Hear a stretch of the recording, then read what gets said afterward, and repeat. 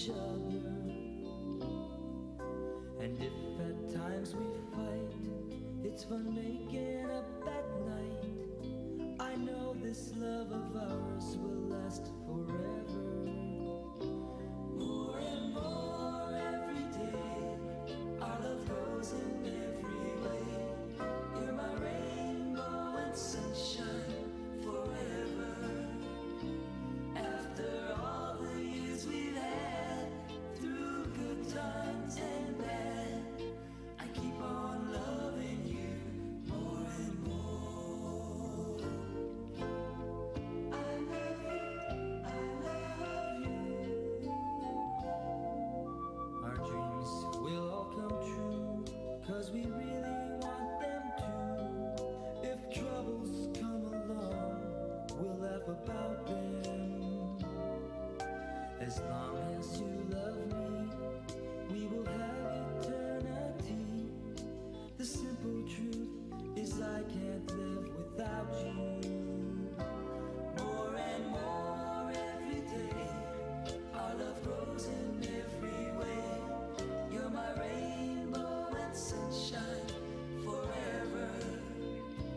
After all the years we've had, through good times and bad, I keep on loving you more and more. More and more every day, our love grows in every way. You're my rainbow and sunshine forever. After all the years we've had, through good times and bad, I keep on loving you more and more. I love you, I love you. I love you, I love you.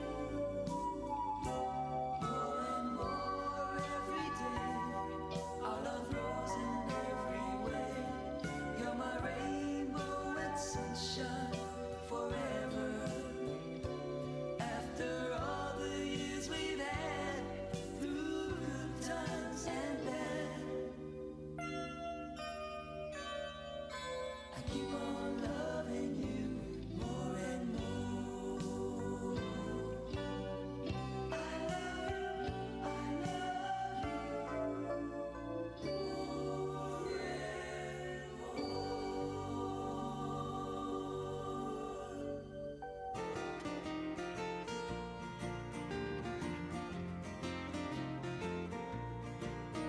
As I travel from place to place, some familiar and some strange, to hear the ancient chantings of our home. As I've listened to the stories, my eyes have seen the glory. So let us raise our voice in song to save our land. All Hawaii stand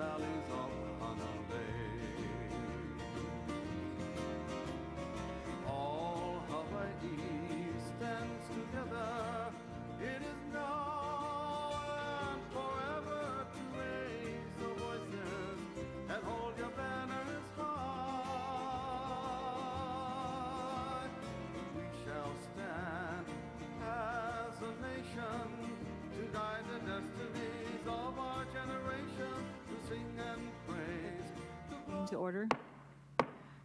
The meeting of the Maui County Council Planning Committee will come to order. It's 1:37 on October 20th.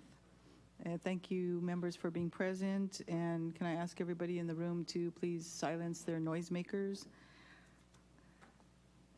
Committee members, thank you for being here. We have today a member, Stacy Crivello from Molokai. We have Yukilei Sugimura from Upcountry, and we have Ricky Hokama from Lanai. Excused today is Mike White. He's on Oahu. Don Guzman is excused. I understand Mr. Hokama has 2 hours, so we're going to try to power through. And member Ali Cochran will be here a little bit late. We have no non-voting members. And today we have our support is our Administration Director of Planning, Will Spence. Thank you for being here. Chair. Good afternoon. We have Deputy Director Michelle McLean. I thought I saw her. She's out in the audience there. Kathleen Ooki with the Planning Officer is here. And Pam Eaton with Long Range Planning is here in the audience. Carolyn Cortez is here. Jennifer Maiden, are you out there too? Okay. And we have a resource person here today, Carol, is it Rhea? Ray, okay, Ray, who's a partner in Orion Planning and Design, and she'll be doing our presentation. Welcome, Member Cochran, thank you for being here. We have today for Corp Council, we have David Galajian here in place of Mr. Michael Hopper. And our staff today is Tracy Fujita, who's our legislative attorney, and Raina Yap, who's our committee secretary. Thank you for being here. And we're going to go ahead. I was going to do the presentation first and then take testimony, but we do have somebody on Molokai who would like to testify, and then they can move on with their day. So we're going to go ahead and open up to testimony. And I'll check first with the Lanai office. Oh wait, is Lanai on? Okay, Lanai office is on vacation, so they're closed and they have no testifiers. We have Don Lono from HANA. Ms. Lono? Good afternoon, Chair. This is Don Lono in HANA, and there is no one waiting to testify. Okay, thank you, Don. And I think we have one testifier in the Molokai office, Ella Alcon. Good afternoon, Chair. This is Ella Alcon of Molokai, and I have one testifier, Liko Wallace. Okay. Ms. Wallace? Aloha, Councilwoman King and council members. I am Faye Liko Wallace, and I'm proud to say I'm blessed to have been born and raised and continue to live on this beautiful island of Molokai. Right from the start, I would like to say that it is not my intent to belittle or put down my Molokai Council representative, but I would like to state history of this process. The Molokai Community Plan was reviewed by the Planning Commission, then it was passed on to Maui County Council to review. The chair of planning at the time was Representative Couch, and he let it sit on his desk for a period of 8 months without him or anyone on the council addressing it. After the 2016 election, Councilwoman King came, the chair, and started the year off with its first meeting in January of 2017. At this meeting, it was made clear to me and other community members that she truly wanted to make sure that the voices of our community was heard, and what was stated in this plan was exactly what we wanted to be in there before moving forward on any decisions. Councilwoman King held several meetings, a few on Maui, which were given the opportunity to testify at Mrs. Alcon's office, only when we were available because we weren't working, and a few on Molokai, also with the option of testifying but in person after work hours, which was perfect. Going over the action items that were listed in the plan, it is not an easy read for the common community member like me. So when Councilwoman King conducted the last meeting in September to go over the action items and categorize them in a type of order to be performed, those present at the meeting had all agreed to take the list of action items and list them in categories of 1s, 2s, 3s, on up to 10. Being that there are about 112 or so, that would mean about 10 in each category, 10 1s, 10 2s, etc. Anyway, it wasn't Councilwoman King that came up with the process. It was those of us that attended the meeting. So when I left there, I knew I had to do my part to get to understand each action item so I could make an informed decision on the order of action items from first to last. A few of us got together with a few of the members from the CPAC committee to better understand the history behind each one, and it took us approximately 5 hours to cover each item. So that brings me to Councilwoman Privello's meetings. With more than enough time to call meetings to go over the Molokai Community Plan with the community, there was no reason to wait until we were starting to wrap up our discussions and have district meetings. The 2-hour meetings are not adequate time to address items to the point that the community would understand. Also, I didn't understand why she didn't stick to the process that we had agreed on at the last meeting I spoke about. The 2 districts, Mauna Loa and Manae, were both concerned more about the policy statement that pertained to the area that the community than the community plan as a whole. With that said, I don't know how she came up with the numbers that she had submitted to the council after her meetings. And one more thing, although it may be a good idea to have meetings at the different districts to allow others who don't usually participate in the meetings to come, but the way these were handled, it only caused divisions between the people of Molokai. And I don't think we got the exact numbers logged down as if they had turned in their own personal paper with their action items labeled as 1s, 2s, and 3s. It was in general how many numbers were at each of the districts. And being from Kaunakakai and going to the different districts, because the way it was handled, I felt like an outsider. The people of the island was more concerned about their area and not the Molokai as a whole. So I thank you so much for hearing my testimony today. You guys have a beautiful day. Great. Thank you, Ms. Wallace. Any questions from members? No, hearing none. Thank you very much. Ms. Elcon, is there anyone else from Molokai? There's no one here on Molokai waiting to testify. Okay, thank you very much. Do we have anybody in the chambers who wishes to testify at this time? Or if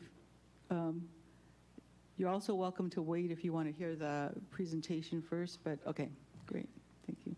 Chair, we have one person signed up to testify on items PC 74 and PC 1, Lawrence Carnicelli. Aloha, Chair, Aloha. members. I've actually already, Lawrence Carnicelli with the Realtors Association of Maui. I've actually already seen the presentation, but I'm actually lucky enough to where I saw the 2-hour presentation. You know, you guys don't actually have the benefit of that. You know, you guys are going to get a 15-minute condensed version. And I get that there is no action on this right now, that this is nothing more than informational. But, you know, coming from RAM, and probably more so when I put my planning commissioner hat on, I cannot emphasize enough how important this is. This is a big deal. Like, you know, okay, we did an audit, and that's wonderful, and, you know, how many times do government do an audit, and then we put it on the file, and we say, okay, great, without doing anything about it. And this is one of those things that, you know, you'll see in the presentation, Title 19 was drafted and adopted in 1960. My oldest sister wasn't even born in 1960.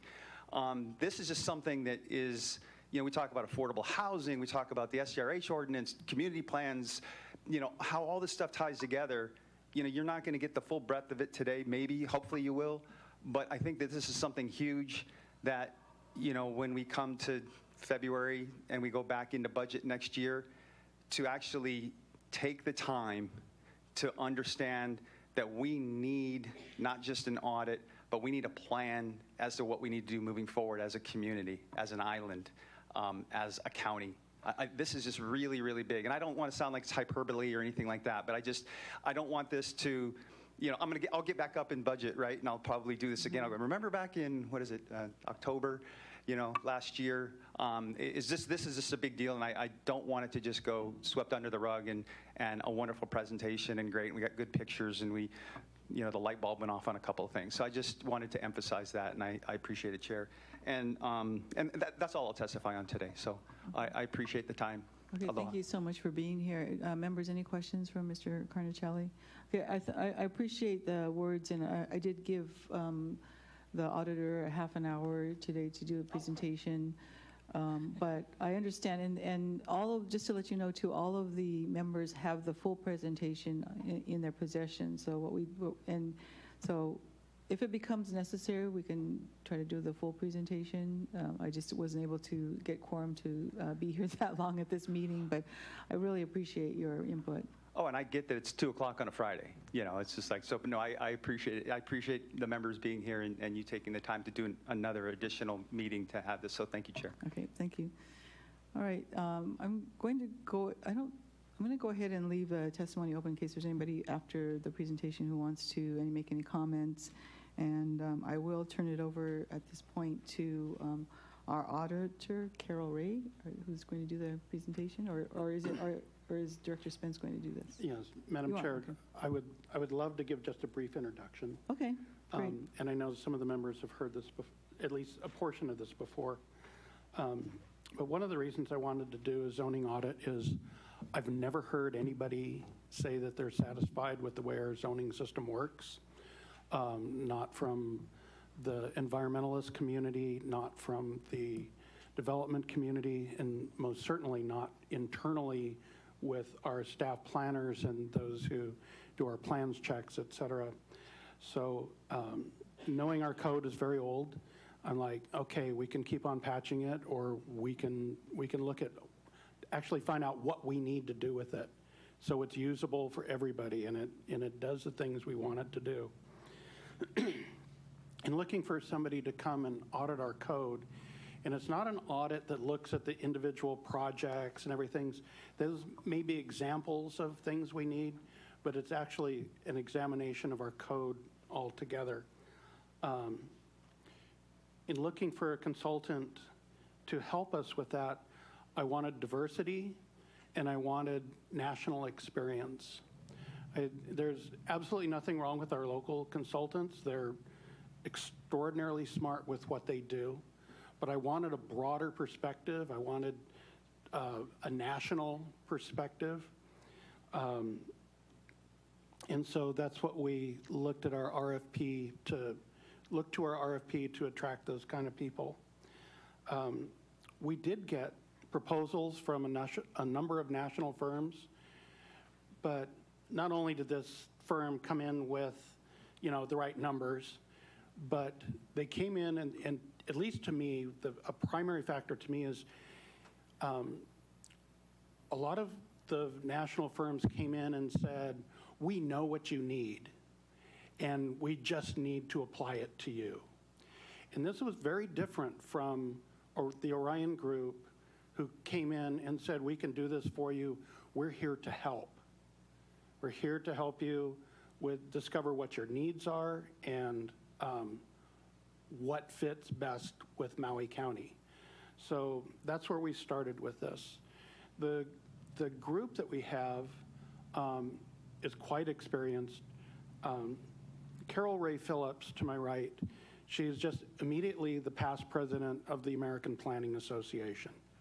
So this is a woman with considerable experience and things I hope to aspire to someday.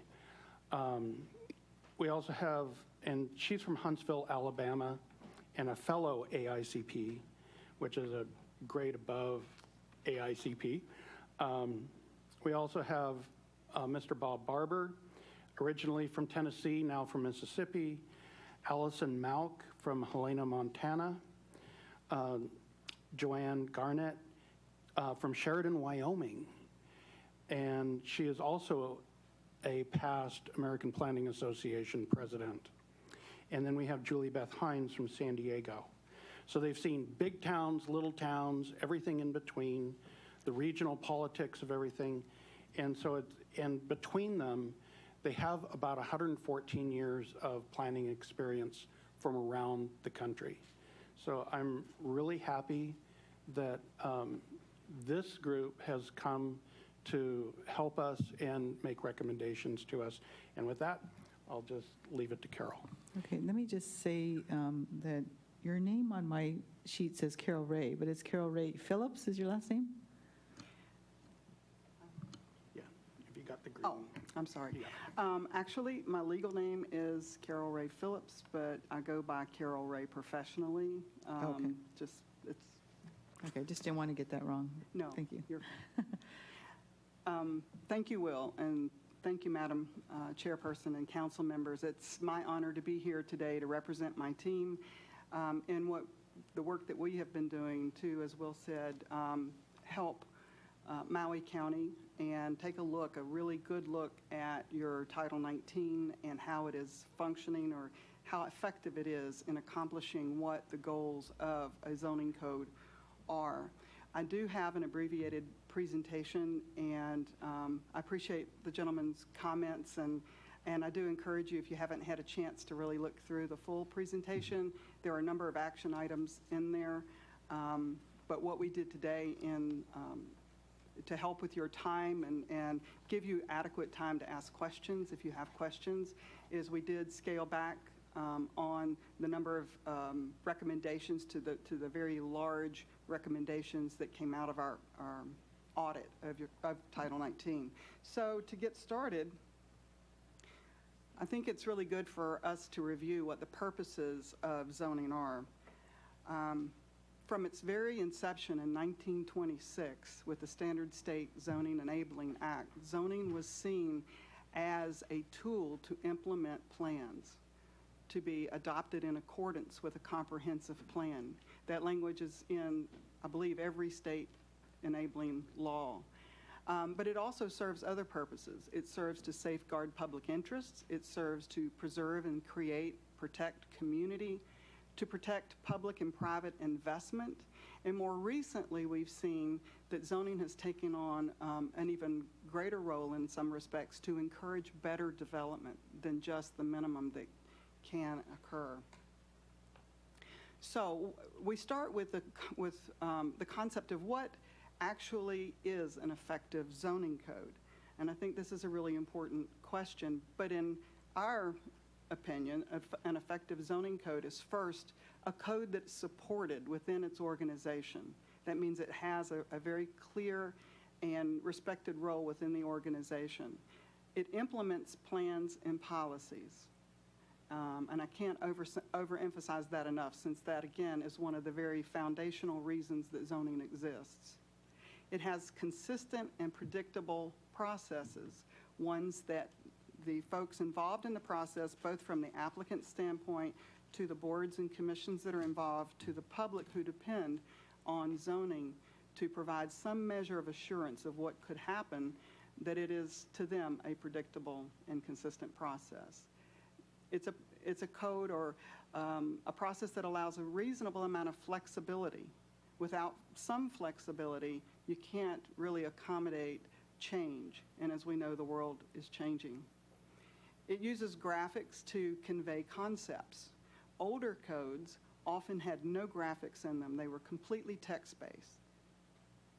It uses tables to organize information. And tables make it easier for everyone to be able to see patterns, to see very quickly what's required and what they have to submit. It uses simple, clear language. A lot of older codes have very confusing language, but effective codes can be read by more than one person, and everyone who reads it would reasonably come to the same conclusion in terms of what is desired and what is required. So why audit Title 19? First, the code framework that was originally adopted in 1960 is obsolete. The second reason is to determine how the code can be improved to better meet the needs of Maui County in 2017, 2018, on into 2020s. To determine how the current code does or does not work with plans, and to explore how contemporary best practices could help Maui. And these were our marching orders. These are what we looked to guide the work that we did in the audit.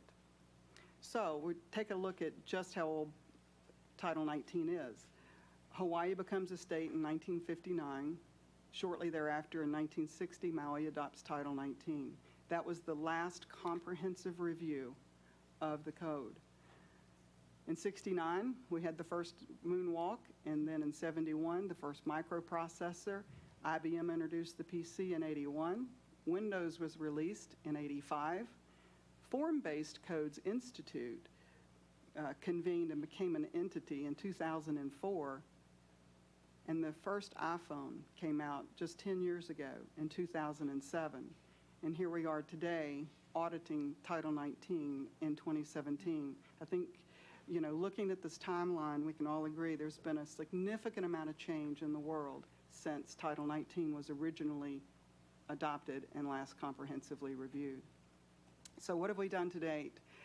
We interviewed stakeholders, and I would pause and ask if Carolyn or Kathleen would like to give you a fill-in who those stakeholders were. So in May, we held 14 meetings with various stakeholders, which included people from the gamut. It was developers, it was landowners, it was the environmental groups, it was community association groups, it was the Maui Farm Bureau, it was the Ag Working Group. So with the developers, you had, whether they're just developers or they're the large landowners or they're medium-sized landowners. With the professional groups, we had architects, engineers, consultants. So we really tried hard to get a broad-based groups involved. We toured Maui and Molokai.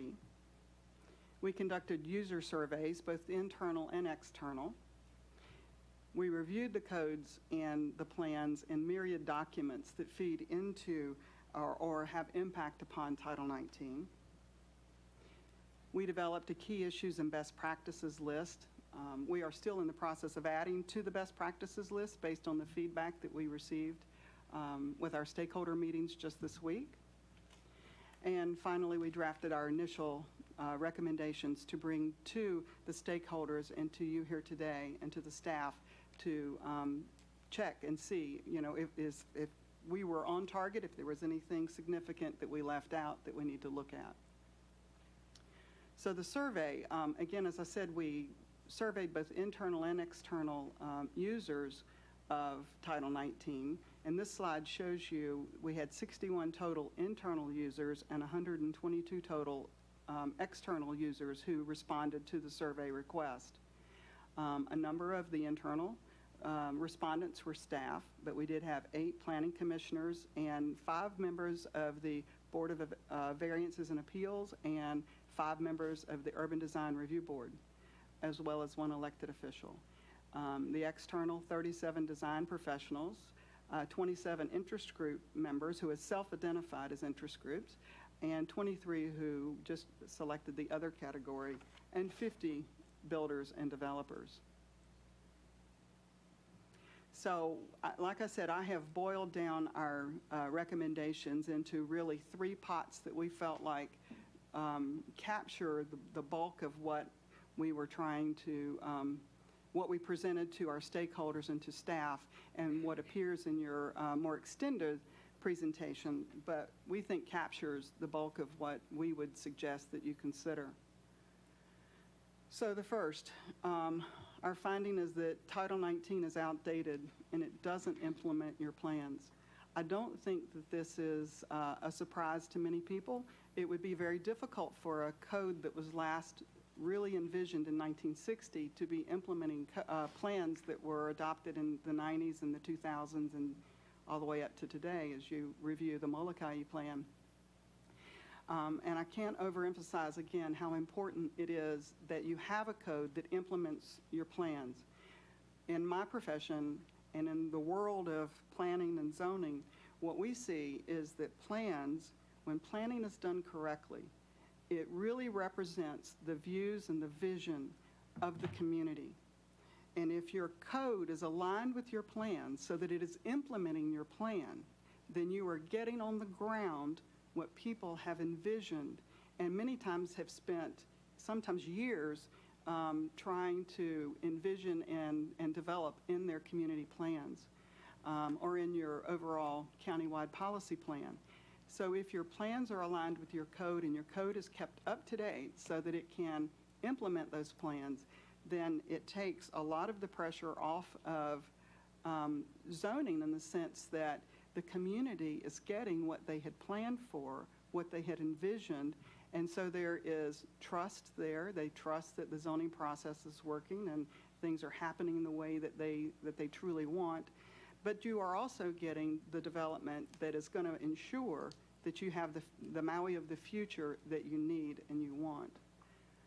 Your code language is also cumbersome and difficult to interpret. Now, this is something that we find in codes everywhere. This is not unique to Maui County, but we point this out because it does take a lot of staff time, and it does cause a lot of confusion in the community about what the code actually requires, not just in terms of standards, but in terms of process. And you have, would say, because we do have experience all the way from Vermont to the Southeast to California, Alaska, now Hawaii, we've run into a lot of staffs in a lot of states. You have an excellent staff, but they are mired in process that Title, and a lot of this is because Title 19 is not functioning as efficiently as it could function. And so you have a lot of potential you could unleash if the code was brought up to date and the language was easier to understand and interpret, and it implemented your plans.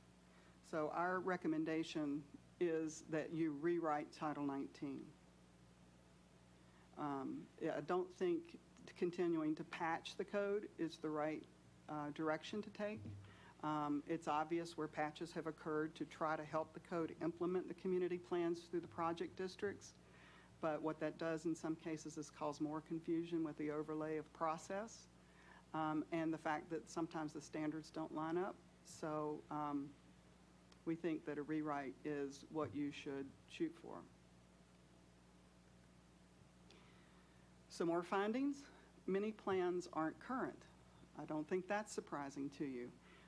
But it's really impossible for a code to implement the community vision if the community vision is 20 years old. And part of that is in looking at the timeline on plans and the plan creation process, it takes a long time to create plans and to get them through the approval process. What we would recommend is that through this rewrite, that you also give great consideration to how you might speed up the plan making process so that plans remain current and they remain relevant to your communities today. If they are 5 years old or so, by the time they get adopted and begin to get implemented, they may already be out of date with what's happening. What we are seeing in the world today is we live in a world that is changing ever faster. The cell phone in your pocket has far more computing power than the computer that put the men on the moon. And that computing power is changing every day, and that's just one representation of how fast the world is changing. And we are facing some very big challenges related to climate adaptation, challenges related to the impacts of land use on ecosystems and agriculture and the things that support us. And so I do encourage you to find a way to speed up that plan process so that your plans do remain relevant to the community and can adequately guide Title 19 so that, again, you are getting the Maui of tomorrow that you really need and want. There are very many processes, too many processes that run through Title 19. I believe we were told somewhere around 67 separate decision-making processes that come out of the text and the administration of Title 19. And again, these processes, I think, are taking up a lot of time that that's tying up a lot of your talent that could really, I think, help Maui become the community and the county and remain the county that you want it to be. Permitting and entitlement decisions, we heard from many stakeholders, they take too long.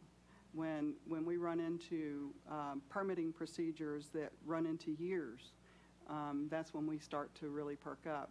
And I know that in 2009, this isn't news to you, because in 2009, I believe, a study that you commissioned by Paul Zucker Systems, pointed out that you had some of the longest processes that he was aware of.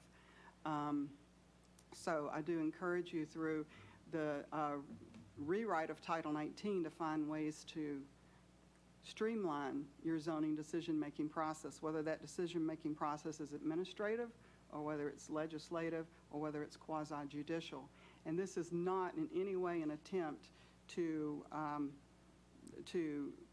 quash involvement, to quash public engagement, because it is not.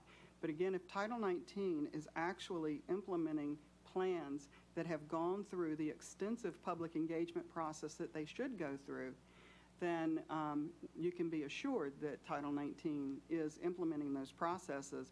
And if developers, landowners, petitioners come in and want to do something that is envisioned by your plan as something that the community wants, then Title 19 should, while it safeguards the public interest and while it aims to accomplish those things that zoning is intended to accomplish, that it does so in a way that gets out of their way as quickly as possible and lets them do the things that you really want done in Maui County. Let's see. I think that the processes, in many ways too, one of the things that you should consider is that your processes need to, it's not that you're trying to get to yes, and this is something that we tried to reinforce with the stakeholders. When we say speed up processes, we don't mean speed up change necessarily. It's not just the race to yes, but whether the decision is a yes or a no. The longer it takes, the more it potentially impacts the cost of development, the cost of housing, the cost of road building, and the cost of providing the infrastructure, the public infrastructure that you need. So whether it's yes or no, we just think it's a really good idea to get to those answers as quickly and reasonably as possible. I'll stop there and see if there are any questions, and if you want to dive in further with some of the other actions or recommendations that we had in the longer report, I'm happy to try and field your questions. Members, do we have any questions at this point? Ms. Sugimura? I'm just curious, is this on a, like, did you put this on a caucus with the planning department, a longer version, which is what Lawrence Conicelli referenced, about hearing the longer version versus the condensed version?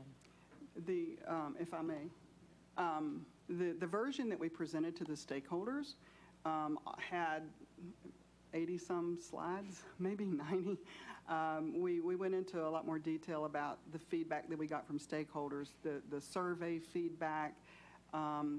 The version that you got really went straight to the findings, and you got the same findings and the same recommendations that were presented to the stakeholders, but the staff does have copies of all versions of the presentation, both in PDF and PowerPoint. Okay, I think that, Ms. Ray, I think the question was, is it on Akaku, the presentation you made yesterday, the full 2-hour? Oh, I don't believe so. That's our community television. Yeah, you want to? No, the answer is no. Okay.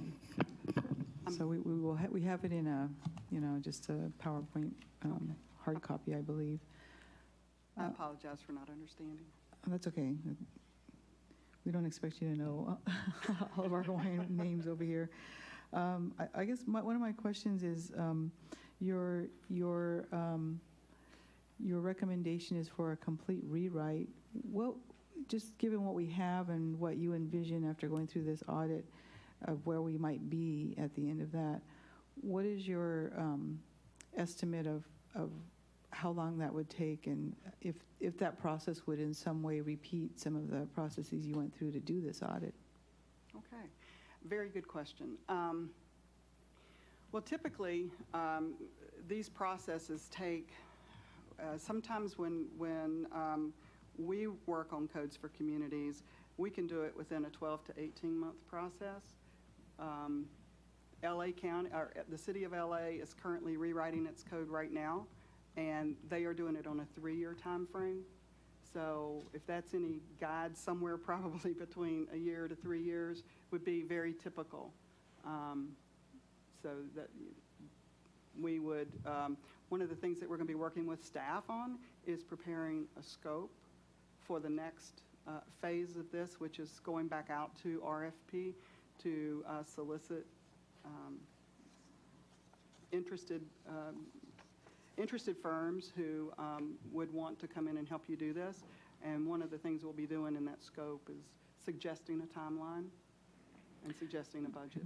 If I may, if in your full, the most detailed presentation version of this that you have, do you break down who these survey respondents are as far as external? Because it just, the 23 other, the 27 interest groups, representatives, are those, what types of organizations are they, like environmentalists, Native Hawaiian cultural representatives?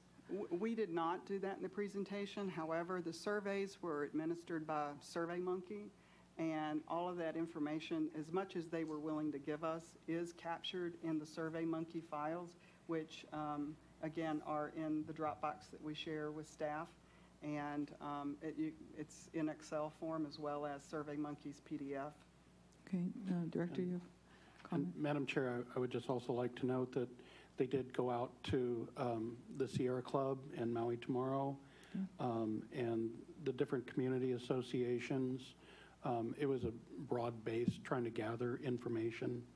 So, like I said, there's a whole bunch of groups not extraordinarily happy with our code. It's not, right. It's broad based. So for various reasons. Yes, for all different reasons. And, I thought, just to clarify something, I thought I heard you say when you were going over the respondents that there were 50 builder developers, but on the slide it says 20. Did I say 50? Yeah. You said 50. That's because I didn't have my glasses on. Okay, because all those numbers don't add up to 122, so I thought maybe it was 50. Good question. We will actually look again at that to make sure I didn't transpose some numbers. Okay, Yeah. because those numbers that you have there on that slide don't add up to 122. Yeah. I will take another look. Okay. I apologize. Okay. To answer the other part of your question, though, in terms of the process, typically we would definitely recommend that you have a steering committee for a project like this. I would recommend that you look at, maybe a council member or two, planning commissioners, maybe even some Board of Variance and Appeal members or Urban Design and Review Board, as well as some stakeholders, not to make it really huge, keep it, small enough to be fairly nimble, but they provide the guidance and the oversight for the project. And then we would also recommend, some fairly heavy stakeholder involvement and community involvement, citizen involvement. Okay, if we don't have any questions, could you go through the next, the recommendation for a simplified hybrid code? Yes. Okay. Yes. Are those slides? Yeah, the pages on our hard copies aren't numbered, but it starts out with hybrid ordinances. Yes, I can certainly talk from that. Okay. I don't have the slides up right now. But a hybrid code just simply means that it's a code that blends two or more different types of zoning methods.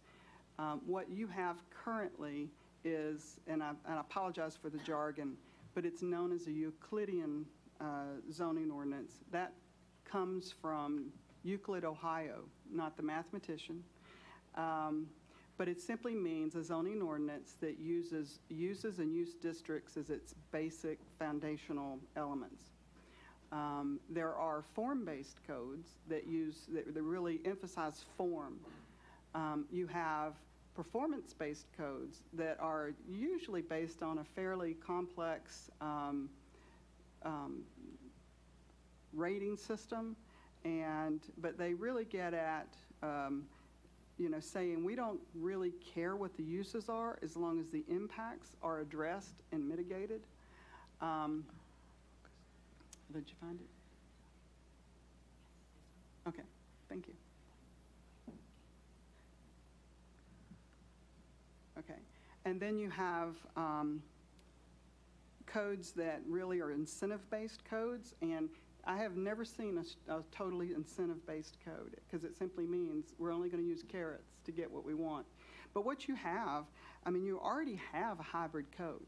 This isn't really anything that you should be afraid of. In fact, there's a lot of power in this. The code that you have has a basic Euclidean framework, but through the adoption of your Maui Research and Technology Park District and some of your project districts, you get into form elements. And so that's what we would envision, is that for the urban areas and the community areas where you need to have both the uses and the form addressed, that you use that type of zoning. So if you could envision the Maui Research and Technology Park, maybe redone just a little bit differently, but that concept used more throughout the county to provide a better guide for the development of land. Typically, form is not something that's used to provide regulatory oversight for rural areas and agricultural areas. They don't need that level of detail, but certainly in the urban areas and the community areas. Hybrid ordinances are really, most codes today are hybrid ordinances. Okay, so can you maybe to give us all like a real detail of what you're talking about? So you mentioned the Maui Research and Technology Park as being an example. Are you talking about an example of our current Euclidean with the form-based elements in it? You do have a form-based element in your current framework. And can you just explain that for people who have, I sat through presentations at the recent planning conference on Oahu on form-based, yes, but I don't think it's widely understood what that was. So you could just illustrate for us what part of that relates to form-based and what part of it relates to. Absolutely. The form simply means that you're talking more about the way the buildings are designed, the way, much more detail about the way they're situated on the property, usually much more detailed mobility criteria, so road standards, sidewalk standards, transit, bicycling, whatever the mobility options are. And we do recommend that you use Title 19 to implement your plan's vision on multimodal transportation. But it provides a lot more detail than the typical Euclidean zoning ordinance does. In fact, it's often very silent on much of that. It does, your old ordinances do say, well, your lots need to be this size or this density, and your house has to have these setbacks, or your building has to have these setbacks, and the parking. But form really gets into, okay, so you have to have parking. Let's talk about where that parking is going to be. Most older codes never said. And so parking lots went in the front of buildings very frequently because that's closest to the street, so people could pull in and park right after they pulled in, and then they walk in the stores. That pushed buildings further away from the street. And it has caused a lot of issues in communities. For everything from roads that people go too fast down because the buildings don't provide walls or closure to them, and it causes us not to realize how fast we're traveling down streets, to the fact that it really does not provide for pedestrian movement. It makes pedestrians afraid often to walk down the street without the buildings closer to the street. So form, if you look at form-based codes, and the intent is to provide an environment that really promotes walkability, that provides a pedestrian or people-scaled type of development pattern that focuses really on the people through the form, and looks at how everything on that lot is designed, not just where, the setbacks. Often they have build-to lines rather than setbacks to say your building cannot be further back than this, or it must be up to the public sidewalk.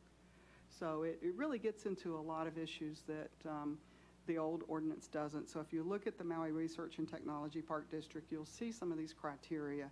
You don't see that anywhere else in your code. For the most part, again, like I said, the project districts do get into some form as well. But what we see a lot of communities going to is a comprehensive set of design standards that apply to certain types of developments or at least certain districts. Okay, thank you. Any other questions, committee members? Okay, my last question to you is, Ms. Ray, is so there's a recommendation for you integrating 2 or more zoning methods. Did you make a recommendation on types of zoning as far as numbers? Like, I see this page that says we have way too many districts.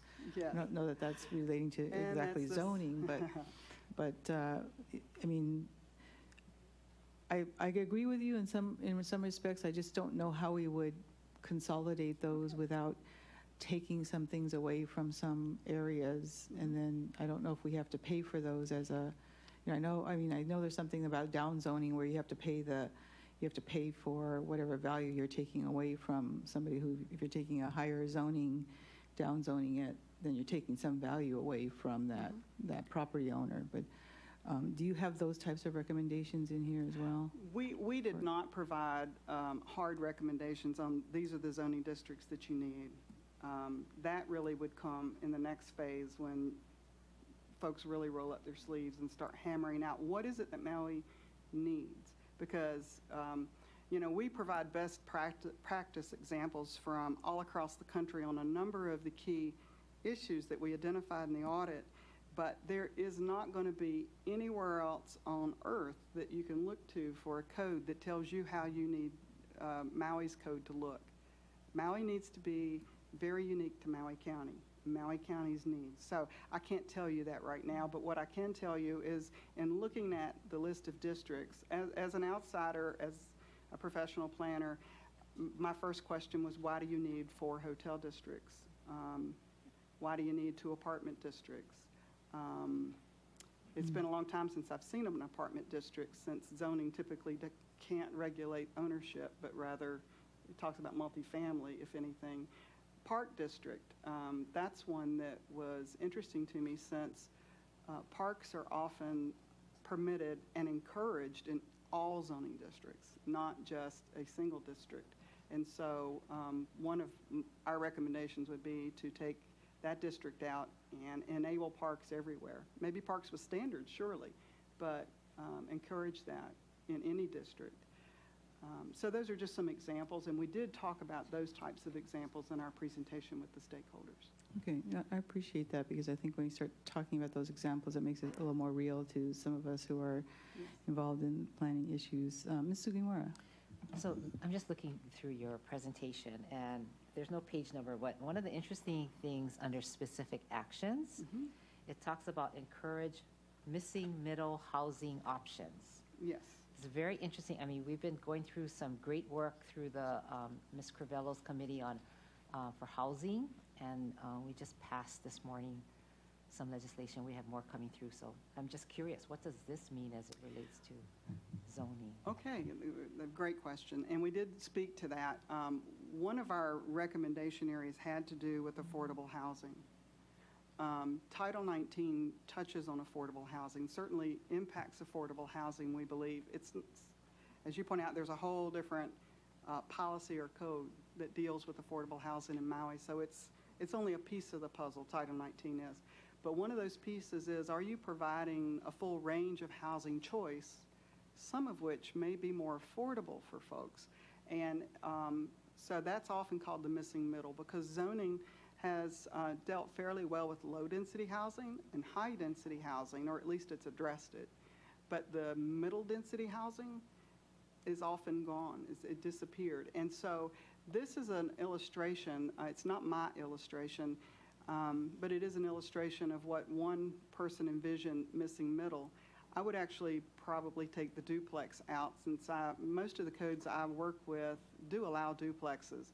But your triplexes, that means your 3 family or 3 household units, and your 4plexes or your 4 family or 4 household units, as well as the courtyard apartments and the bungalow or cottage courts, they were zoned out of cities and counties across the country, when actually they provide a very effective and good choice for people who are looking for middle density housing, and that middle density can be quite a bit more affordable. Also, I pointed out to the stakeholders that triplexes and fourplexes are common in a lot of historic neighborhoods across the country.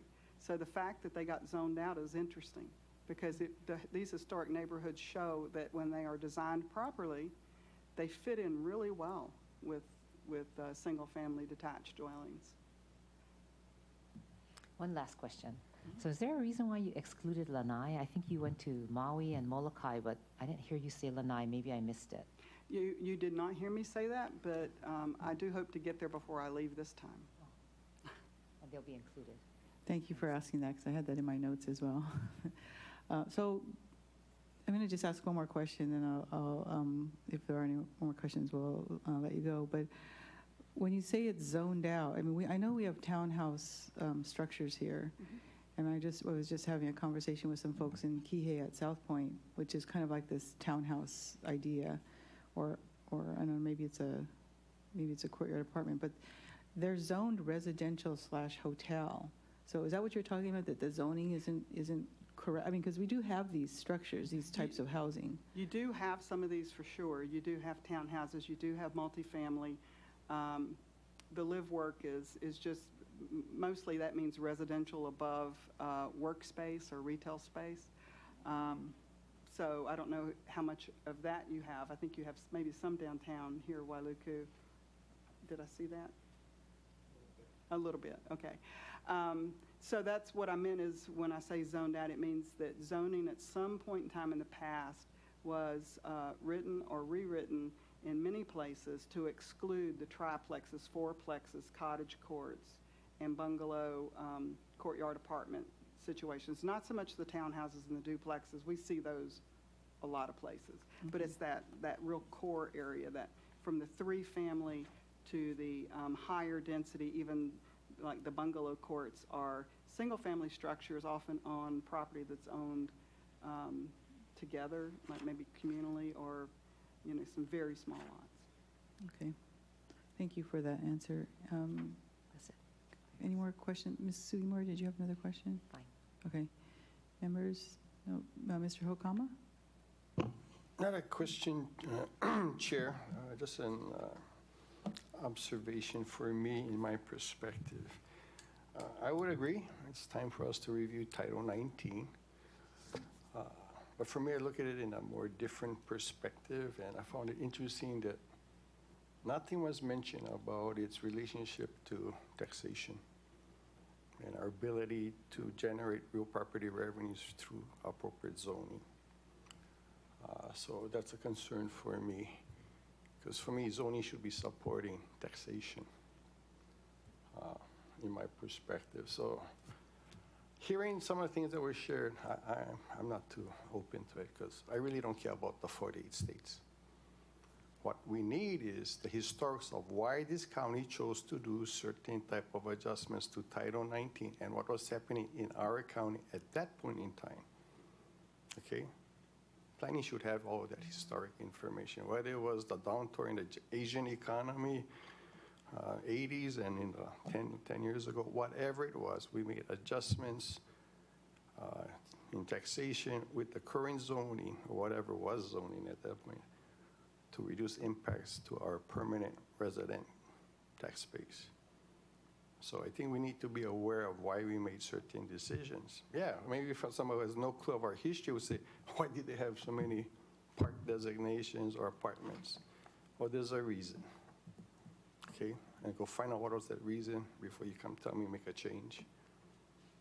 We're gonna do it Maui's way, for Maui's issues with Maui's solutions. That's how I'm looking at this. I really don't care about any place else. We're gonna find our own solutions. So, Title 19 for Maui County needs to fit Maui County. And we're 4 islands. So don't forget Kaho'olawe, because we have some land use responsibilities to that place too. Chair. Okay, thank you, Mr. Hokama. Ms. Ray, would you like to And- respond to that? Or Mr. Spence? I appreciate those comments. And that's specifically why the taxation thing, certainly that needs to fit in with this.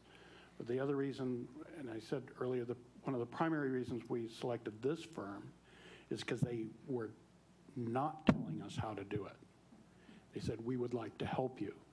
We had other firms tell us, this is how you should do it.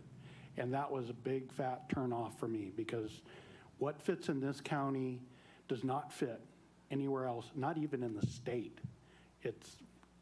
And it's unique to each island, what our citizens needs. And Councilmember, you have a lot longer history here than I do. And so you're more familiar with that. But these people said they were going to help. That's what we were looking to them for. And if I may, I would like to add that in terms of the fiscal analysis, one of the things that we did present to the stakeholders is that a revision to perhaps consider for your planning process is to make sure that your plans are grounded in market realities, that the market will support it, and that there's also fiscal analysis done to see what the impact of that land development plan would have on your tax base. And again, if your code is implementing that, you're getting your tax base. No, I appreciate a fresh pair of eyes, Director. Thank you. Because I think it assists everybody with a fresh look. Yeah. So I don't have a problem with another firm, another entity looking at the same situation. You and I have been in the forest a lot, so maybe we missed the new tree, whatever it be. But I think our historical understanding still has a lot of merit on why we are here today. We may not like it, Director, but there's reasons why we're here today. Sure. You and I both are aware of it. Thank you, Chair. Thank you, Mr. Hokama. Ms. Cochran? Yeah, there's no page numbers. So it's this block that says balance the tourism economy with the need to have affordable housing. So what does that statement mean? Well, it means find that balance, because you have a tourism-based economy and you have a second home economy, and that helps drive up the value or the price of housing, especially with the disruptive influence, and I don't mean that in a necessarily a negative way, but Airbnb and VRBO are considered disruptive technologies, as is Uber, and even the iPhone was a disruptive technology. And that has changed the landscape for tourism, and it has had an impact on housing value. I had the pleasure of being at a conference in Washington 3 weeks ago where I got to hear a couple of our nation's leading experts on trends and affordable housing speak.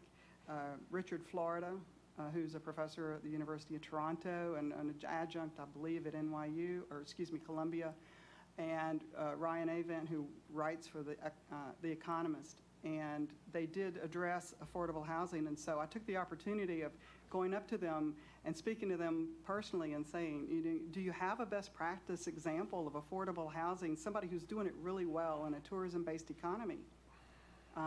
Because I'm looking for that, I want best practices, and they said, we don't. And they said, whoever you're working with, encourage them to be the best practice.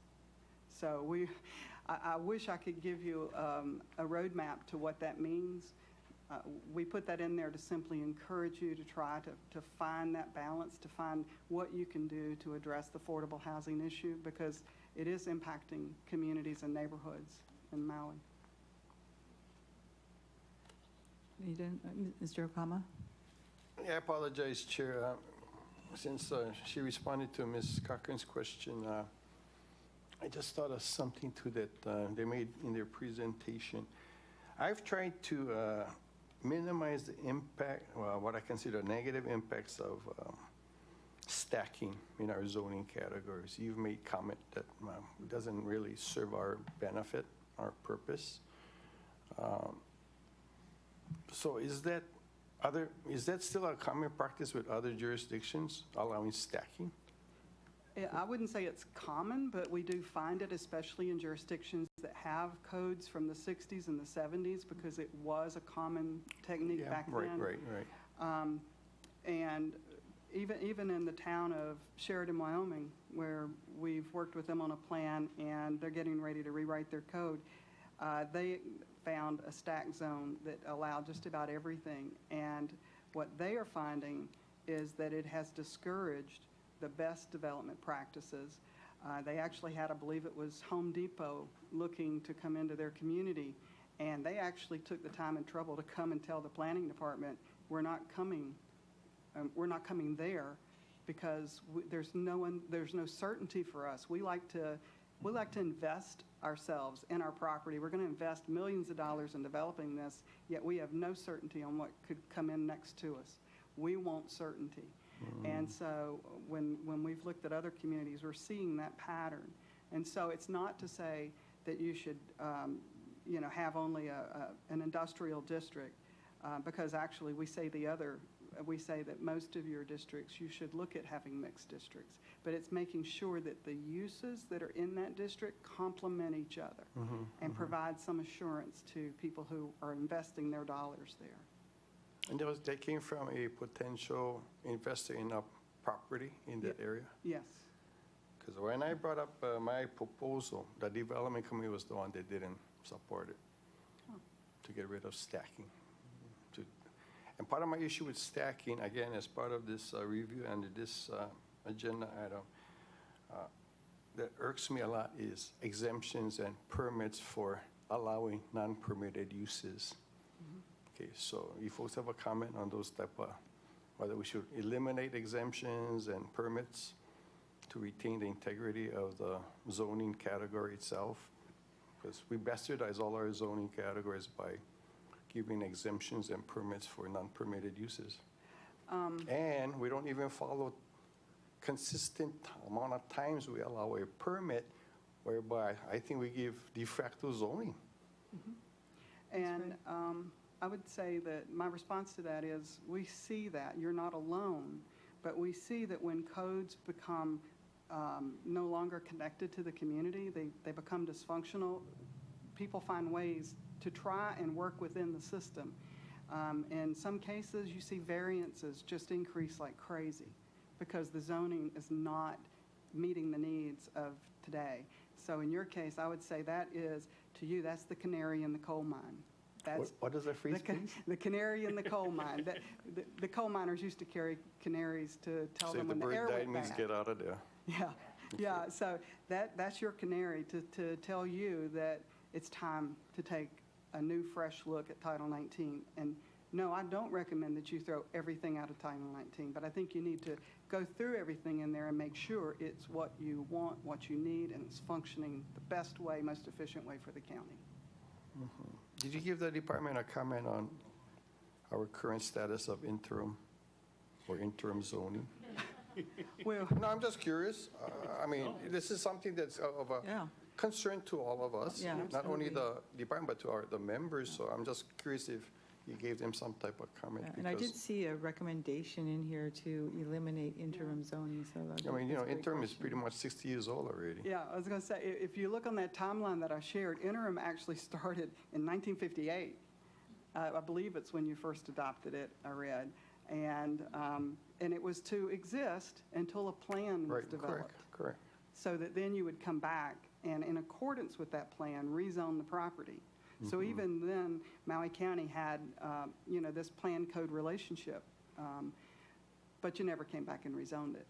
So I think it's time to consider what that land should be and, take care of that. So one request, Chair, that maybe the consultant with the department can work on. I thought the timeline dashboard was pretty neat, but I need to have it adjusted to be more relevant to us on the timeline. So when did we pass the first general plan? When did we enact the first community plan? When did we do the next update on the community plan? Those timeframes and where we are with certain zoning or land use things, Director, might be helpful to us. Okay. Because certain things I agree, we didn't follow up after the updates. what it was, a comprehensive zoning ordinance. I mean, we tried with ag, right? We did the sliding scale thing in the whole bit. Lana, we tried to get rid of all interim and one comprehensive crack. So we made attempts. We've been successful at times, and we haven't been so successful at times.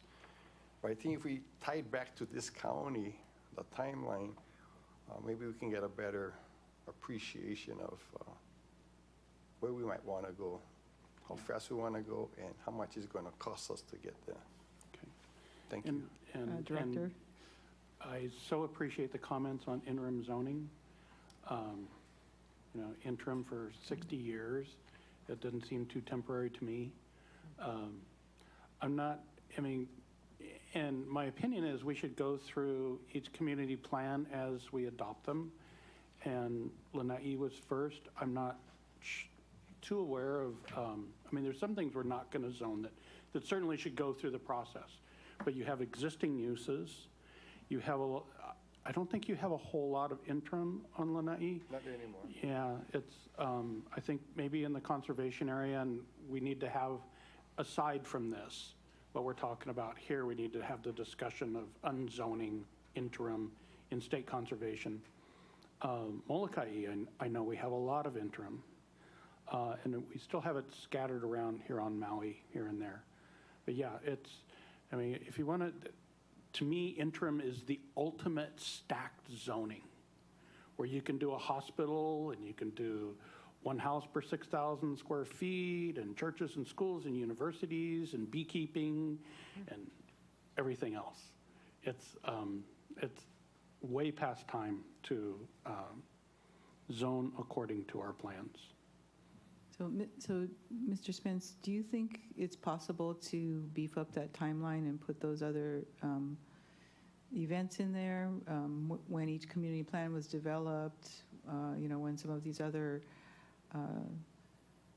like the caps came in for the STRs, we can put some other things into that timeline so we can kind of look at the relevance of what we've done over the years after the code was approved in 1960. So you want a more detailed timeline that what Ms. Ray already showed us. And the one that we looked at, I think, Mr. Okama? Yeah, sure. And again, Director, it's just my suggestion. The other members may have other recommendations or needs. But I think one big decision that impacted us from land use planning zoning was the Gatry decision by the courts. Sure. Okay? So that should be on the timeline, because we adjusted after the court made a ruling on Gatry, how we look at certain things within, I believe, the SMA area and community plan and zoning. So to me, those are big, important landmark decisions, and how we adjusted before, what we did before and after that court ruling might be beneficial to members that didn't have to deal with it at that point in time like me.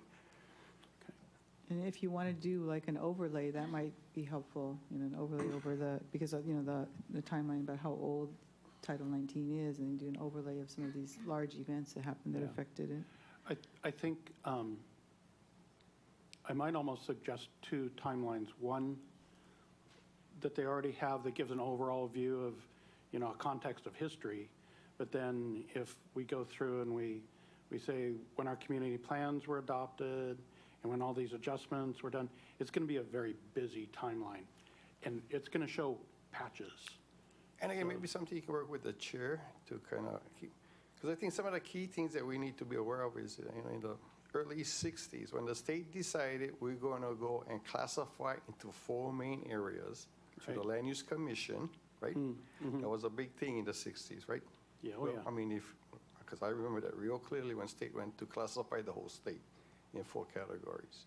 Okay. Then the other big landmark thing that impacts this county is when the state finally said, counties 15 acres or less, you're Kuleana now. Yeah. Okay. That's another big landmark on now not only zoning, but on land classification. So for me, there's things that have been happening that impacts what we do as a legislative body, decision-making body at the county level. That could show a bigger picture of the legislative actions, the legality of the framework of our land use laws. So, sure.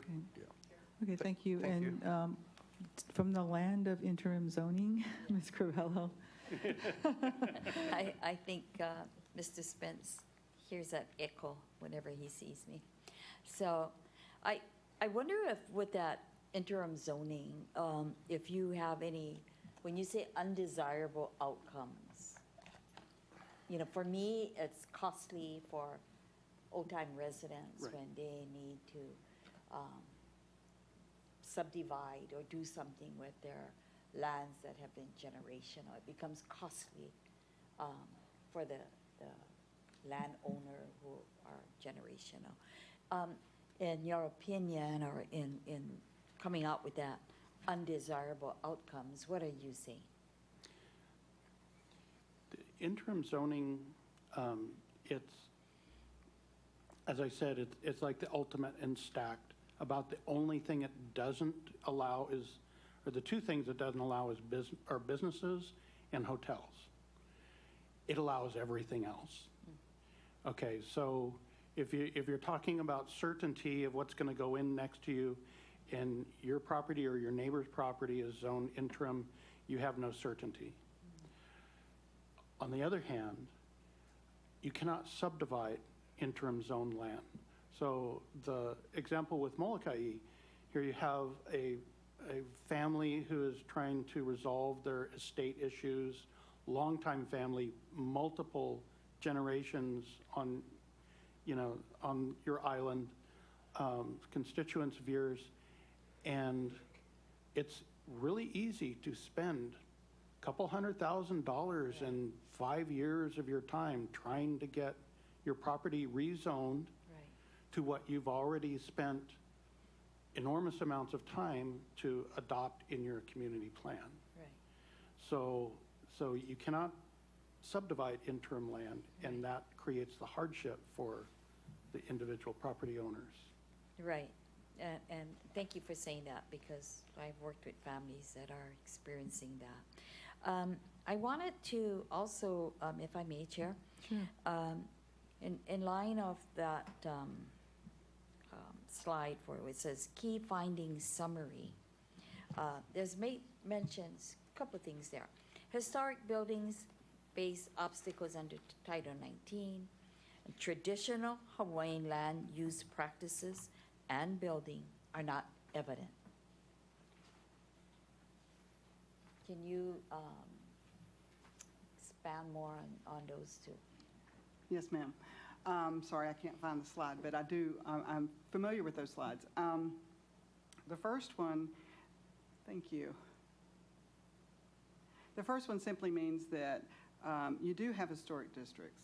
Now, your historic district guidelines are also getting some age on them, but the historic districts do provide some protection, but there are some other obstacles that we heard from stakeholders, such as parking, some of the parking requirements in historic areas, and some of the areas that don't have the benefit of historic district designation but may contain some historic buildings. So that's what that was talking about. Principally is how some of the other things in the code impact historic buildings, whether they are in or outside of an historic district.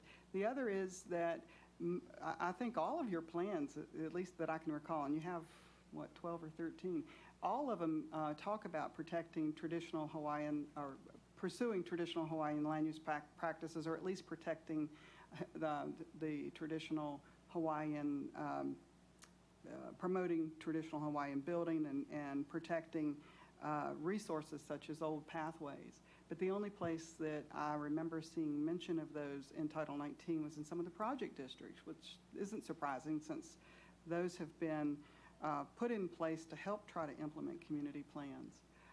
But since those are concerns that appear to be countywide, that those should be elevated and made a general part of Title 19 so that they apply everywhere and not just in that project district. Thank you. Thank you for that comment on that, because I think often we're working on our Molokai plan now, and there's community efforts to, if the word is protect or preserve the traditional land use practices is something also. I don't know if it's the planning department or you. I think Councilmember Hokama mentioned how we have different levels. We have state land use. Throughout your audit, did you also look into, is that still necessary for us to have the State Land Use Commission making decisions above us or part of us or what have you? Or is that something that we should just hold according to our own county considerations? We certainly try to familiarize ourselves with the state land use classifications and some of the history of that, but we didn't audit the state's land use classification system. There's nothing in our recommendations that addresses that. Okay, thank you. Thank you, Chair. Thank you. So committee, if everybody's okay, we'll end this session. And I think we're running short on time, so I really want to get an update of the West Maui Community Plan. I'm not sure how far we'll get into the Molokai Community Plan, but I want to thank Ms. Rhea for the presentation. Thank you, Department, for bringing this to our attention. I think it was a great discussion and just the beginning of the tip of what looks like a very large iceberg, but something that we need to look at very soon. So we'll follow up on this. I'd like to defer this matter for now, if there are no objections. No objection. Okay, and also, do we have anybody else who wants to testify at this time? Otherwise, I will close testimony if there are no objections. No objection. No objections, okay. Testimony is closed. And since we have, we will have a quorum, I think, after. Mr. Hokam, are you able, if we take a short break, are you able to come back at 3?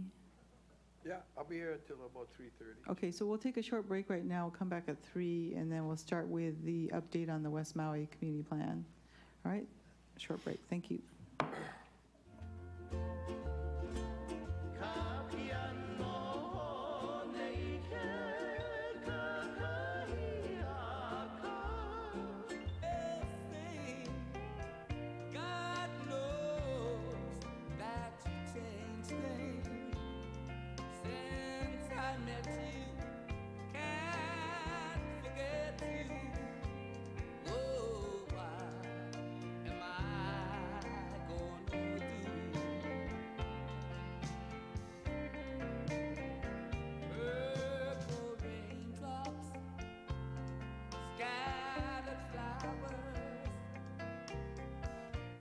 Okay, we're back in session with the Maui County Council Planning Committee, and we just had a presentation of Chapter 19, a very good discussion, and we're moving into our second item, which is the update of the West Maui Community Plan, which the department will give us. Let's see, what?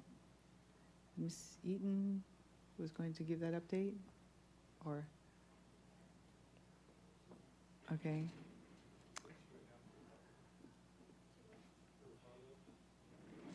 I think she did that already, but because, do you want to, Ms. Maiden, do you want to give us an update of what we're doing now and where we're at to this point?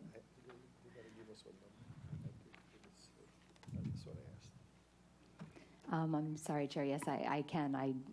Pam worked on this. She had something she wanted to present in particular, so hopefully she will be right back. But I can, okay.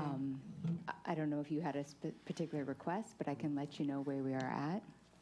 Yeah, well, the idea is to get an update of what we've done to date, what we're doing, when we're going to be done with this phase of it as far as these community presentations, and then what the next steps are and when you see us needing to go into the phase where we're appointing a CPAC, the Community Plan Advisory Committee. So. Well, we are deep in our community engagement phase right now. We kicked off with a open house event in West Maui on August 26th, a Saturday open house. And since then, we have had a evening meeting on transportation, an evening meeting on infrastructure, where we had representatives from our water department, wastewater, as well as our Public Works Director. We had a Saturday workshop on community design. This past Wednesday evening, we had an evening meeting regarding coastal resilience, where we partnered with the UHC grant program and had experts come in and provided great information on coastal resilience and sea level rise, coastal hazards. We have been having wonderful response to our We Are Maui website. We have over 500 community members on our email list that receive updates on our process. And our website is linked to the events that we're having. So often, anytime that we have an interactive activity at any of our events, it's also provided online. And we've been getting a lot of positive feedback from community members as far as the events that we're having and the outreach that we're providing. We have a meeting scheduled. Our next one will be November 7th on housing issues, and potentially scheduling another outreach event. We will then transition into drafting the first draft of the plan update, and looking forward to the CPAC phase in the new year. Okay, so we'll stop there and just see if there are any questions from the committee on the current process. And have all the committee members been able to attend at least one of the West Maui? Anybody has been able to attend any of the West Maui? Okay. I guess one of my questions then is, because I have been to a couple of your presentations have been having stations around the room, and then people come in and you get to talk to them. Have you had any sessions where you actually have a presentation given to a room and then getting feedback, in that kind of a setting with, yes, all the people in the room? So our first event, our kickoff event, was, you attended that, Chair, and that was the format of stations around the room with a lot of information on the process, a few opportunities for feedback. Our community design open house, which was also on a Saturday, was a similar format with different stations with different topics. And at that one, it was also providing information to the community, as well as a lot more garnering feedback from the community. Our other ones, our transportation meeting, our infrastructure meeting, and coastal resilience were all evening meetings where we brought in department heads or subject matter experts on those matters to provide presentations. We've had, each one of those was a panel of presenters where they provide presentations, and then we provide the opportunity for question and answer following that. Okay, great. Yeah, I sent my staff to the evening ones, but I actually didn't, and they went. They said it was good. I didn't hear that there was an actual presentation, but so thank you for that. If I can just add, all of the boards, informational boards, all of the presentations are all available on our website. Okay. As Great. well as a number of our events have been recorded by Akaku and will be available. Okay, and is the website interactive where people can send in comments at any Yes. time? Okay, Yes. so it's openly interactive. Any other questions on this phase of what we're going through right now with the West Maui community? Mr. Hokama? Thank you, Chair.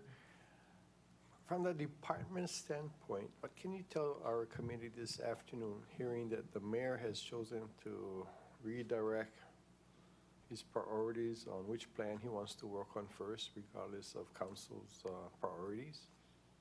So my understanding is he doesn't want to work on West Maui. So what does that mean to us? Ms. McLean? Thank you, Chair. The mayor did have some concerns with proceeding with West Maui, but after discussing it with him and with our staff, we received his approval to proceed with West Maui and to proceed with the community plans in the order that the council established. Okay, thank you, Chair. Okay, thank you, Mr. Hokama. And I will also add that the planning director and deputy director did come up to meet with me about that, and I was pretty adamant about staying on task in order, that the ordinance dictates to us. So thank you for continuing on. And so can you just go through what the next steps are, Ms. Maiden, where we're going to go from here, how many more meetings you might have if you have any planned, how long it takes to go into the period of writing the draft, and explain to me what you just explained to the committee what you explained to me earlier about the difference in the format in accordance with 280B. So going forward, as I mentioned, our next scheduled meeting is an evening meeting regarding housing, where we will have a panel. It'll be presentations followed by a Q&A session. We have a couple ideas of a couple other topical meetings we would like to have, but we have not confirmed those yet. So there may be a meeting regarding cultural resources, and we would like to have a meeting focused on land use, but we do not have potential dates for those. So going forward with developing the first draft of the plan update, there of course is the existing West Maui Community Plan, and that will help us with our update. But with Maui County Code 280B, there are a lot of new requirements that were not in place when the existing West Maui Plan was written. So it's not just a simple Ramsered change to the plan. It will be a new format, a new update. So we will begin working on that first draft. We actually have a meeting in-house next week to start fleshing out our outline for the draft plan. So while we have different phases for our community plan update process, they do bleed into each other, but we just do what we can with the staffing level that we do have. So we are constantly looking forward to what the next step is, what the next phase is, and how can we begin to prepare for that while staying the course on the phase that we are currently on. Okay, thank you. Any questions, committee, on the new format for the community plans? This will be the first community plan under the Maui Island Plan, and I believe it'll be the first one that's being written differently from existing plans to code, to 280B. Is that correct? Okay. So next, maybe Ms. Eaton, can you maybe outline for us what needs to happen in the next few months, when we might anticipate, if everything goes smoothly and we get, we're probably going to have an extension of the Molokai Community Plan, but if we get that done, the intention is to get it done before budget. What are we looking at as far as appointments for the next Community Plan Advisory Committee for West Maui? I apologize. I'm sorry I wasn't here. So basically, I'm not sure what all you guys covered, but we are within the community engagement process right now. We have 2, possibly 3 more community panels, community events dealing with issues that are really relevant to the community plan. And also what we have to do is, because it's so difficult to do all this at once, we have several stakeholder groups that we promised we would meet with to continue the interviewing process. A lot of very, very important stakeholder and user groups, so we need to do that. There's several people, because we were, stopped last year, that we still want to interview. So we're trying to wrap up the community engagement process, and through that we get a lot of the data and a lot of information that was never covered in the existing community plan. Once we have that, then what it requires is us pulling together a draft. And again, this would be the first community plan in compliance with 2.80B and under the auspices of the countywide policy plan and the Maui Island Plan. So this is really the first template, if you will, in which we are trying to write a community plan that is relevant, that's not duplicative, and that is obviously in coexistence with the Maui Island Plan and the countywide policy plan. So we need to put that draft together.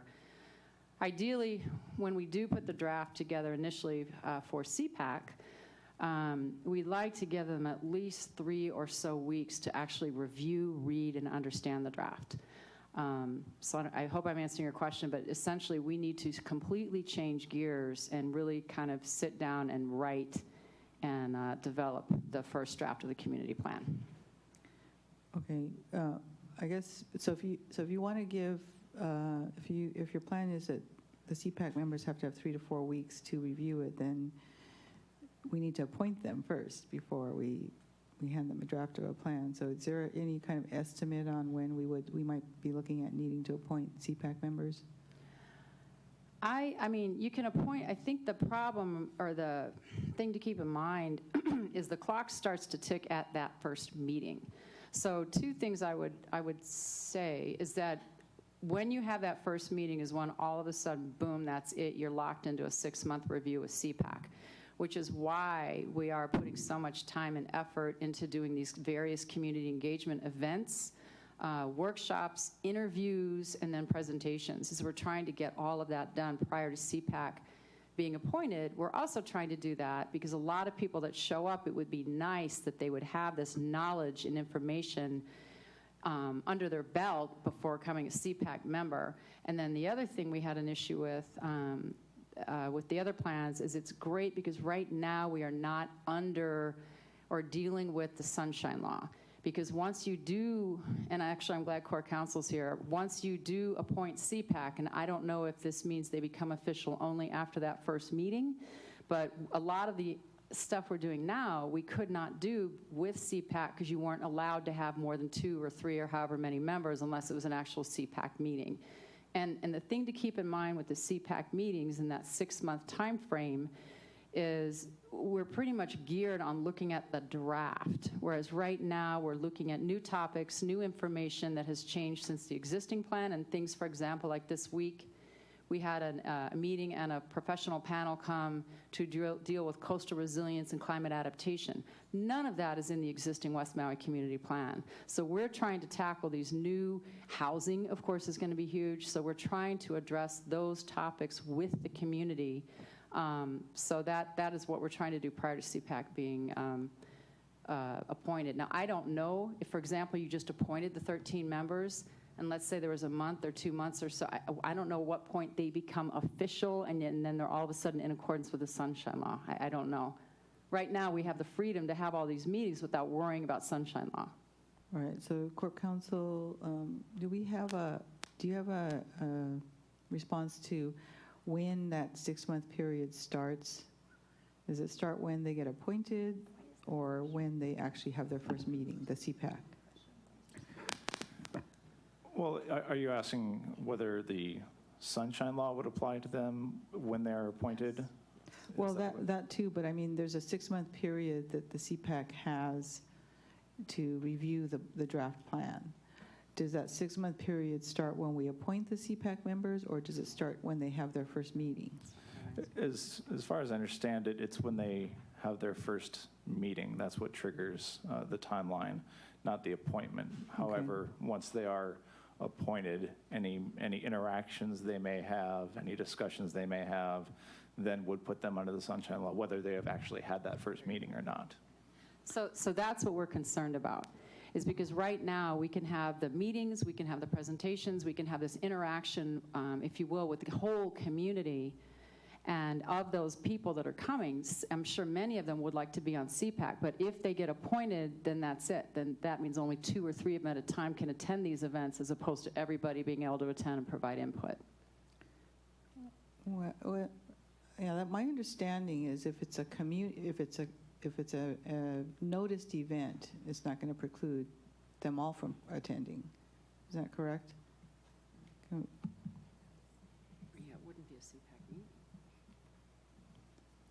Because it's like us having a meeting here. We can be all here because we sent out a notice that we're having a public meeting. So as long as it's a public meeting that's noticed, then all of the CPAC members or some of them could be there. But they would not be noticed CPAC meetings because then the clock would start. Right. And that's not what we But do you not can't want. have a noticed meeting that's not a CPAC meeting and have them there. I would say that's not, that question's not to me, but no. Okay. Maybe we can get an answer from Corp Council. So, Chair, if I can maybe try and clarify. I believe the issue that planning staff is pointing to is that having the attendance of all these members during these meetings, yes, the meetings are noticed, but they're not the meetings of the CPAC that's been appointed. And so all these people who are potential members or who may become members, future members, can attend without regard to notice of the CPAC meeting. However, there is a timeline trigger that started when the CPAC holds its first hearing. So when the CPAC meets for the first time and they have got to provide notice that they are meeting as a body, then that's what starts the clock. So the issue is kind of twofold. One, the planning department wants to get as much public input as they can from members who may become future CPAC or may not, without having to worry about whether or not they've started that clock running. Okay, well, yeah, I'm kind of confused because the statement was we want to have the draft. When we get the draft done, we want to give it to the CPAC so that they have 3 to 4 weeks to read it. So they have to be appointed at that point.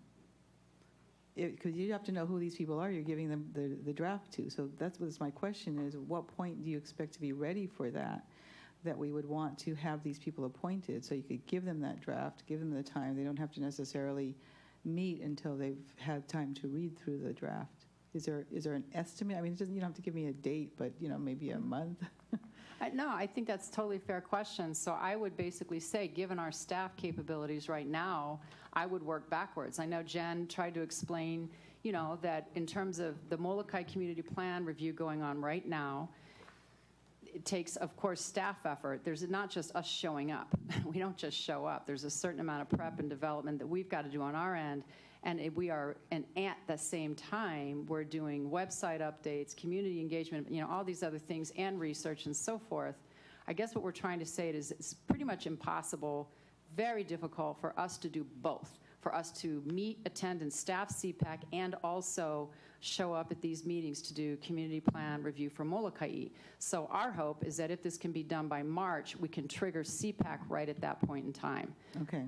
That's basically what I was asking. So at that point, then we should be ready to appoint the CPAC. Okay. So for example, if we were going to pull the trigger on CPAC in March, then I would say, appoint them in, late January, February, so that they are appointed, and then the drafts can be sent to the appointed members. Okay. Okay, fair enough. That's kind of the timeline I was looking for.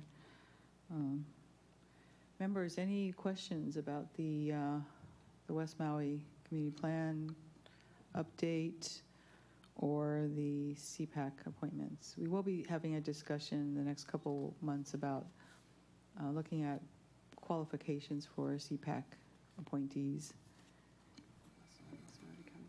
Otherwise, I'd like to go ahead and defer this item. No objections? Okay. And I'm not sure I don't think we have really any time to get into the Molokai plan, so I think I'm going to defer the next agenda item till the next meeting, and we will work on probably nothing else but that and try to get. Before I adjourn, though, Ms. Crivello, were you able to? Because I wanted to respect if you had some tasks here on some of the revisits, and if you did do those, we could discuss those really quickly in the next 5 minutes. If you would like more time, then we'll put the. I'd rather we come back to it at the next one, because Malia's in a different process, but so I got just a couple sentences from Harmony, and I just got it today.